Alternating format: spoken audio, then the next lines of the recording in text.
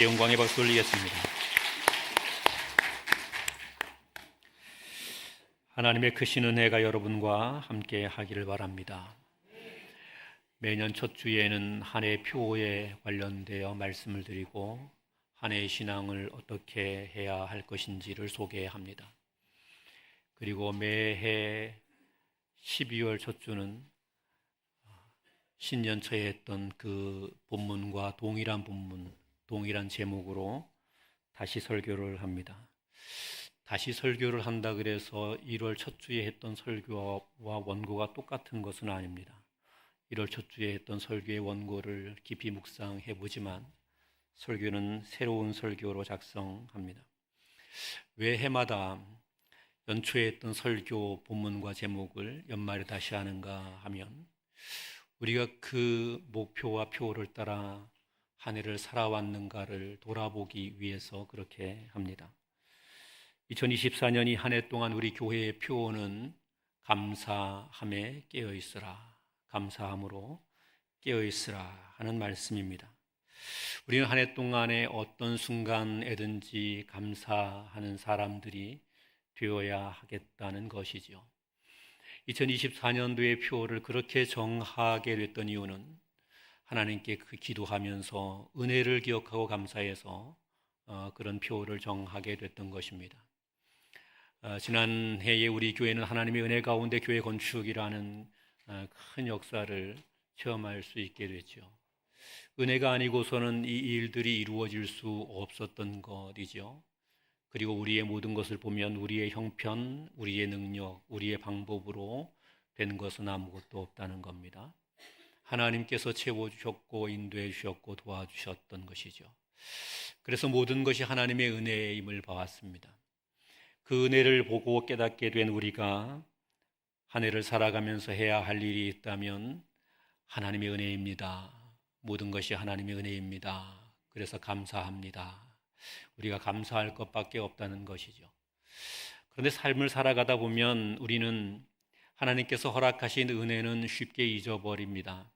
그래서 감사하게 되기보다 원망하게 되고 불평하게 되고 짜증을 내게 되고 미워하게 되고 증오하게 되는 일들이 참 많이 있게 되죠. 성경은 우리에게 이렇게 이야기하죠. 감사함으로 깨어있으라. 이 이야기는 감사를 지켜가는 것이 결코 쉽지 않은 일이라는 사실을 말을 해주고 있는 것입니다. 우리가 정신을 똑바로 차리고 깨어있지 않으면 하나님께로부터 받은 은혜가 한없이 크지만 감사하지 못하고 원망하게 된다는 것입니다. 내가 하나님 앞에서 믿음으로 바르게 깨어있을 때에 비로소 하나님의 은혜가 무엇인 줄 알고 감사를 간직하는 그런 사람이 된다는 겁니다. 저는 우리 교회와 사랑하는 성도들이 이 한 해를 지나오는 동안 언제나 감사로 충만했기를 바랍니다. 그렇지만 그렇지 못한 순간들도 우리에게 있었을 것입니다. 그러면 이 마지막 한 달을 지나는 동안에 하나님 앞에 이 문제를 놓고 부끄러움을 하나님께 회개할 수 있어야 하고 다시 감사를 회복할 수 있어야 합니다. 우리 안에 감사가 충만해야 되겠죠. 내 안에 감사가 충만해야 감사가 나옵니다. 입으로 감사합니다는 말을 수없이 많이 해도 그 내면의 감사가 없이 감사를 말하게 되면 가짜죠. 이런 감사의 충만을 말하는 것이 아니죠. 감사에 깨어있음이라는 이야기는 내 안에 진실로 감사가 충만해서 그래서 저절로 감사가 고백되고 말할 때마다 감사가 표현되고 감사가 노래되고 감사가 전해지게 되는 그런 모습이 돼야 합니다. 우리 교회에는 그런 은혜의 충만과 그런 역사가 있어서 올 한 해뿐만 아니라 우리의 신앙생활을 계속 이어가는 동안 언제나 감사가 가득하고 감사에 깨어있는 복이 있기를 주님의 이름으로 축원합니다. 감사하는 자가 되어야 하겠고 감사로 깨어있는 자가 되어야 하는데 어떻게 해야 그것이 가능하겠습니까? 본문은 이렇게 이야기합니다. 2절입니다. 같이 읽겠습니다. 2절 시작. 기도를 계속하고 기도에 감사함으로 깨어있으라. 아멘. 이 본문을 보면 감사함으로 깨어있으라 하는 이 말을 이루고 있는 중요한 단어 하나가 있습니다. 바로 기도라는 말입니다. 기도를 계속하고 기도에 감사함으로 깨어있으라 이렇게 말하죠. 어쩌면 감사라는 말보다 더 중요하게 다루고 있는 축이 기도입니다. 기도가 있어야 감사가 있다 하는 말씀이죠. 기도가 없이는 참된 감사가 나오게 될 수 없다 하는 그런 이야기이기도 합니다. 그런데 신앙생활을 해보면 하나님께 기도를 많이 하는 사람들이 오히려 불평이 더 많습니다. 오래 기도를 했던 분들이 더 많은 불평들을 하게 되죠. 원망을 갖게 됩니다.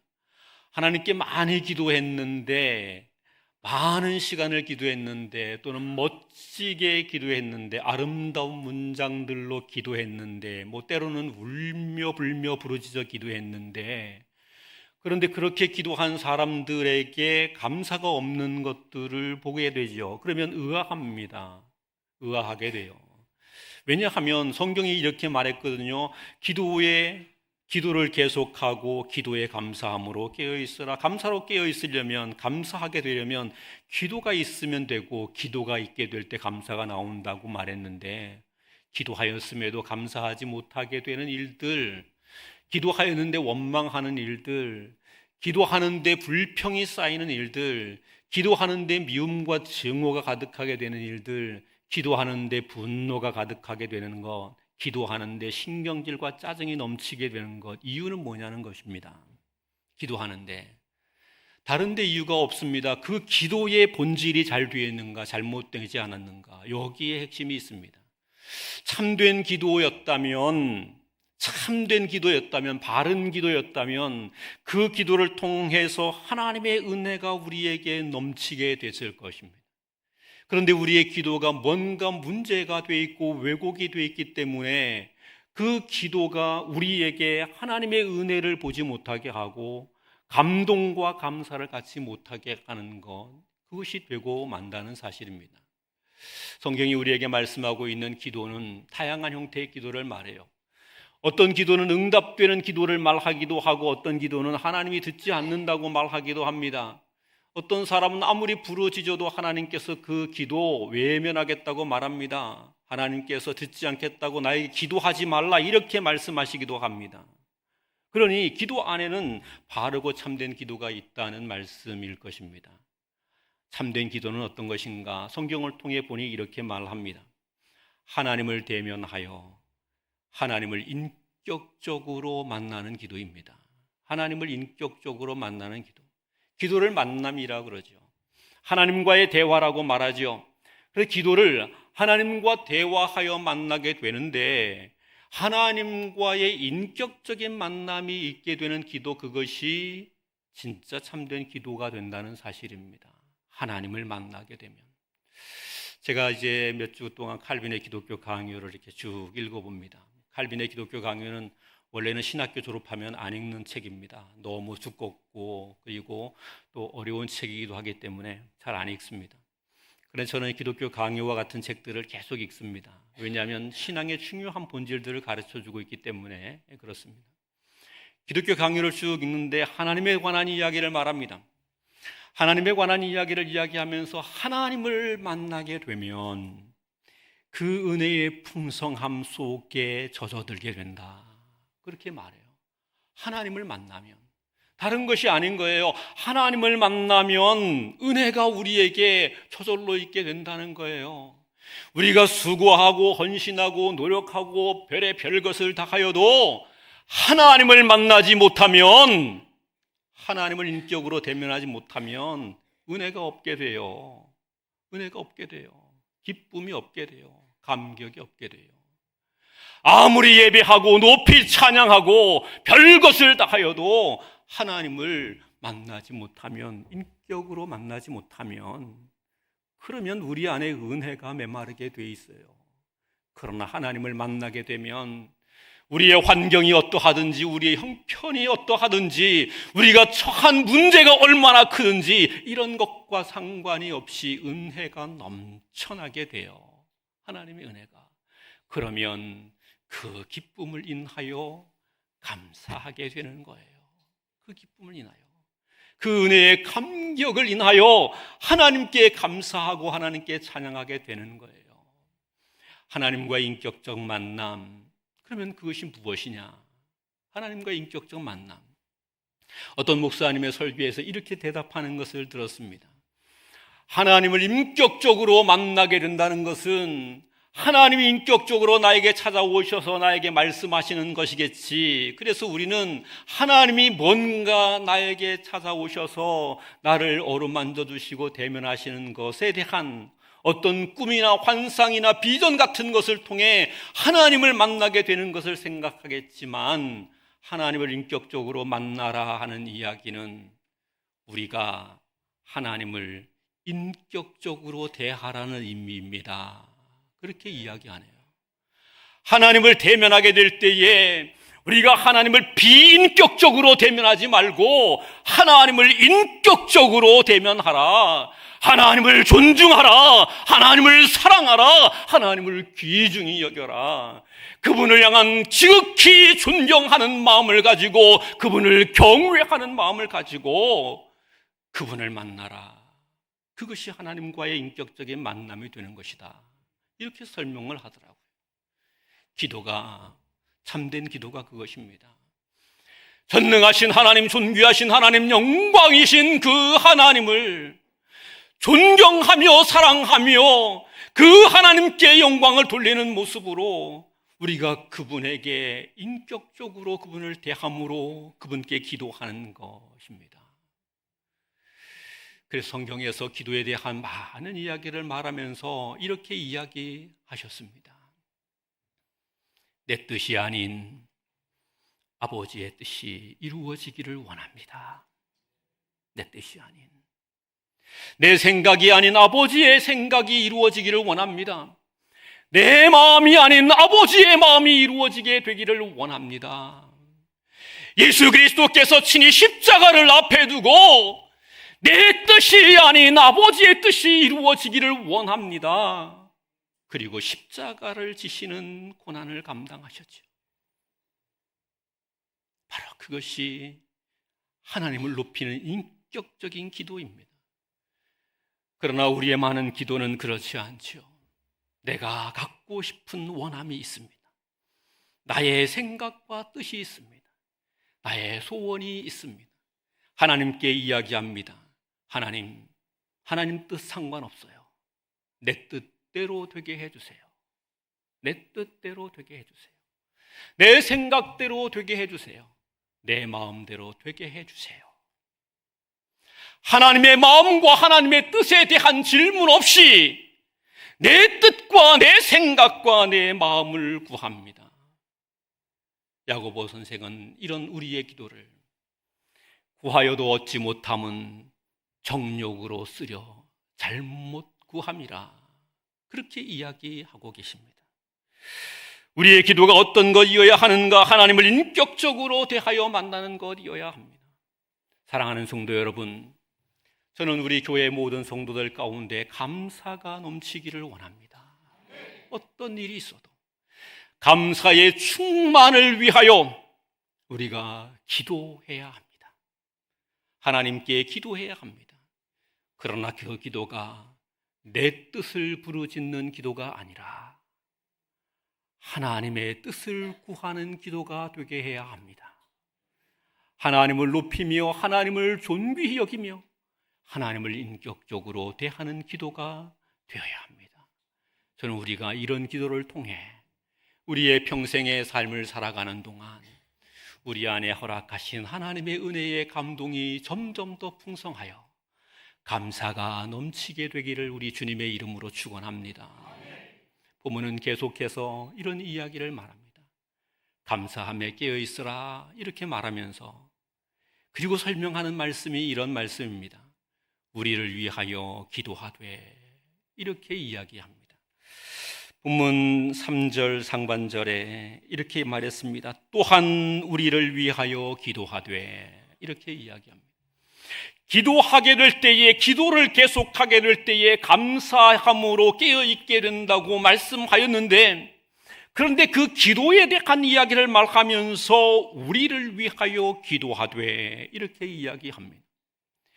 이 골로새서 성경을 통해서 그냥 그 문맥대로 보게 된다면 여기에 우리는 바울과 함께 사역하는 사역자들을 의미하죠. 복음을 증거하기 위해서 각처에서 복음을 전하게 됐던 바울과 바울의 동역자들을 말하는 거죠. 바울과 바울의 동역자들을 위하여 기도해 달라 하는 것이 본문의 문장에서의 문법적인 설명입니다. 그런데 여기에 우리라는 말을 굳이 바울과 사역자들에게 한정할 이유는 없습니다. 우리를 위하여 기도하되 우리 공동체를 위하여 기도해야 한다는 겁니다. 하나님을 사랑하는 사람은 그 형제를 사랑한다고 성경이 말씀합니다. 그렇죠. 하나님께 기도한다는 이야기는 하나님을 경외함으로 기도하는 것을 말하죠. 그러면 하나님을 경외함으로 기도하는 사람은 그 기도에 우리를 위하여 기도함이 반드시 있게 된다는 겁니다. 우리 공동체를 위하여, 우리를 위하여, 우리 서로를 위하여 기도함. 여기에 위하여라는 이 이야기에는 사랑함으로 기도함, 격려함으로 기도함, 축복함으로 세워줌, 존중함으로 높여감, 이런 이야기들이 함께 포함되어 있는 것입니다. 우리를 위하여 기도함. 교회 공동체 안에 감사가 넘치려면 그 기도가 어떤 것이어야 합니까? 우리가 우리를 위하여 기도해야 합니다. 목사가 성도를 위하여 기도해야 하고, 성도가 목사를 위해 기도해야 하고, 성도들이 교회의 직분자들을 위해서 기도해야 되고, 직분자들이 성도들을 위해 기도해야 되고, 부모가 자녀를 위해 기도해야 되고, 자녀가 부모를 위해 기도해야 되고, 구역 식구들을 위해 기도해야 되고, 전도 회원들을 위해 기도해야 되고, 그들을 위하여, 그들을 사랑함으로, 그들을 축복함으로, 그들을 격려함으로 하나님의 복이 그들 가운데 머물러 있기를 위해서 기도할 수 있어야 합니다. 그런 기도가 있을 때 교회 공동체가 사랑이 넘치고 또 하나님께서 우리에게 허락하시는 감사가 있게 되는 것입니다. 연말이 오면 제가 힘이 듭니다. 힘든 이유 중에 하나는 이런 것입니다. 뭔가 편성을 하려고 하면 나는 거기 가기 싫어요. 그런 이야기입니다. 뭔가 편성을 하려면 조직을 편성하고 구역을 편성하고 뭘 편성을 하면 나는 거기 가기 싫다는 거예요. 왜 거기 가기 싫으냐고, 누구 때문에 가기 싫다고. 참 문제입니다. 그런 일들이 한두 개가 아니에요. 많습니다. 사랑하는 성도 여러분, 왜 우리 가운데 미움이 있고 불편함이 있고 함께하기 싫음이 있습니까? 그렇게 되면 감사가 넘칠 수가 없습니다. 그렇게 되면 기쁨이 있을 수가 없습니다. 그러면 그런 일들을 가지고 기도하지요. 그렇게 힘들다는데 다른 데로 보내줘야지. 다른 데로 보내주려고 이렇게 보내주려고 그래요. 그러면 그쪽에서도 또 싫대. 또 싫대. 그러면 어떻게 하란 말이에요? 그분은 빼서 바로 천국으로 보내야 하나요? 어떻게 하란 말이에요? 그러면 안 되죠. 그러면 안 된다고. 공동체가 불편한 사람이 있어도 사랑함으로 품을 수 있어야 하고, 사랑함으로 다시 축복할 수 있어야 하고, 다시 격려하여 세워갈 수 있어야 하고, 그렇게 되면서 서로를 위하여 축복하여 기도함이 가득하게 될 때에 교회가 감사가 넘치는 교회가 됩니다. 사랑하는 성도 여러분, 이렇게 합시다. 우리가 서로 위하여 사랑하고 축복함으로 기도해 줄 수 있게 되기를 바랍니다. 꼭 그렇게 하시기를 바랍니다. 마지막으로 오늘 본문 3절과 4절 한번 같이 읽겠습니다. 3절과 4절 시작. 또한 우리를 위하여 기도하되 하나님이 전도할 문을 우리에게 열어주사 그리스도의 비밀을 말하게 하시기를 구하라. 내가 이 일 때문에 매임을 당하였노라. 그리하면 내가 마땅히 할 말로서 이 비밀을 나타내리라. 아멘. 사도 바울이 감사로 충만함, 감사로 깨어있음에 대한 이야기를 말하면서 그 감사와 함께 쭉 연결하여 가게 된 것이 있습니다. 쭉 연결하여 가게 된 것이 있는데 따라합시다. 그리스도의 비밀. 그리스도의 비밀. 감사가 넘치려면 우리의 삶의 가치가 어디에 있어야 되는가, 그것을 설명하고 있는 거예요.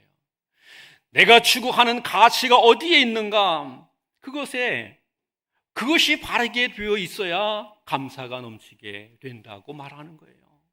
사람들에게 물어보면 대개 사람들에게 가장 중요한 가치는 돈입니다. 돈이 매우 중요하죠. 대개 사람들에게 가치가 거기에 있습니다. 또 어떤 사람들은 아니야, 나는 권력을 얻게 되는 것, 나는 성공하게 되는 것, 나는 좋은 직장에 취직하는 것, 나는 좋은 사람 만나서 가정을 이루게 되는 것, 나는 좋은 학교에 가게 되는 것, 이런 것들이 우리에게 중요한 가치가 되어 있습니다. 중요한 가치가 되어 있습니다. 그래서 그것을 위해서 우리는 모든 헌신을 하고 희생을 하고 수고를 다합니다. 또 투자를 하기도 합니다. 그런데 오늘 본문에서 사도 바울이 진실로 우리 안에 감사가 넘치게 될 수 있기 위해서 우리가 해야 하고 추구해야 하는 가장 중요한 가치는 다른 것이 아니라 그리스도의 비밀, 바로 이것이다. 그리스도의 비밀, 다른 말로 이야기하면 무엇입니까? 하나님의 나라와 복음입니다. 다른 말로 말하면 무엇입니까? 예수 믿고 구원받음입니다. 아멘. 예수 믿고 구원받음입니다. 우리에게 가장 중요한 가치가 있다면 다른 것이 아닙니다. 예수 믿고 구원받음입니다. 돈을 많이 벌게 되는 것이 아닙니다. 세상에 성공하는 것이 아닙니다. 높은 이름을 얻게 되는 것이 아닙니다. 무슨 명예를 갖게 되는 것이 아닙니다. 이런 것들은 다 잃어버리게 된다 하더라도 반드시 우리가 추구하고 얻어야 되는 가치, 그것은 예수 믿고 구원받는 겁니다. 예수 믿고 구원받는 것. 우리의 신앙이 여기에 초점을 맞추고 있어야 돼요. 그래서 예수 믿고 구원받는 그 일을 위해서 때로는 환난이 오고, 때로는 고난이 오고, 때로는 억울한 일을 당하게 되고, 때로는 마음 상하는 일이 있어도 그래도 예수님이 걸어가신 그 십자가의 길을 걸어가는 겁니다. 왜요? 예수 믿고 구원받음이 가장 중요한 가치이기 때문에, 다른 것은 다 잃어버리게 되고 만신창이가 되더라도 예수 믿고 구원받는 그것을 추구해야 합니다. 교회가 그것을 추구해야 합니다. 우리 교회가 다른 것을 추구하지 말아야 합니다. 예수 믿고 구원받는 이것을 추구해야 합니다. 그리고 그것을 위해서 기꺼이 다른 것들은 내려놓을 수 있어야 합니다. 기꺼이 포기할 수 있어야 합니다. 예수 믿고 구원받는 일을 위해서라면 침뱉음을 당하여도 아멘 해야 하고, 예수 믿고 구원받는 일을 위해서라면 뺨을 맞는 일이 있어도 아멘 해야 하고, 예수 믿고 구원받는 일이 있으면, 구원받는 일을 위해서라면 목에 칼이 들어와도 아멘 해야 합니다. 우리에게 그것이 가장 중요합니다. 그것이. 우리의 자녀들에게도 그것이 가장 중요합니다. 우리 안에 진실로 감사가 충만하게 되려면요, 예수 믿고 구원받음, 이것이 우리의 목표가 되어야 돼요. 그 목표를 생각해 보세요. 나같이 보잘것없는 사람, 우주 천지 만물 가운데 티끌보다도 작아서 보이지도 않을 나 같은 존재를 위해서 하나님께서 그의 하나밖에 없는 독생자 예수 그리스도를 이 땅에 보내주시고 나를 위해서 십자가를 지고 죽기까지 하시면서 나에게 구원을 허락해 주셨다는 거예요. 우주보다도 크고 우주를 몇백 배 합한 것보다도 큰 그 하나님의 사랑으로 나에게 구원의 길을 허락하셨다는 거예요. 그 은혜와 그 축복이 나에게 맞닿아 있는데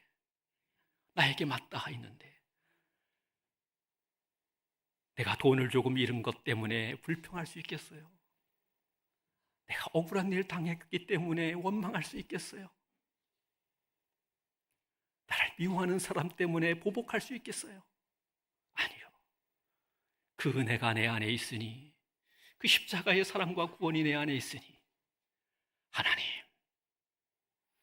내 안에 감사가 있습니다. 내 안에 감사가 있습니다. 사랑하는 성도 여러분, 2024년도에 우리는 감사가 넘치는 교회가 되어야 했고, 되었다고 믿고 또 되어갈 줄로 믿습니다. 혹 한 해를 지나는 동안에 감사가 아닌 다른 것이 우리에게 더 있었다면 남은 한 달을 지내는 동안 하나님께 하나하나 내려놓고 회개할 수 있기를 바라고요. 오늘 허락하신 이 말씀을 통하여서 우리 안에 하나님의 은혜의 충만, 감사의 충만, 그리고 우리가 감사를 더 충만하게 만들어갈 수 있는 아름다운 기도, 우리를 위하는 축복의 기도, 구원과 구원의 은총을 목표한 가치를 분명히 하는 기도, 이런 것들이 우리 안에 넘칠 수 있게 되기를 우리 주님의 이름으로 축원합니다. 기도하겠습니다. 하나님 감사합니다.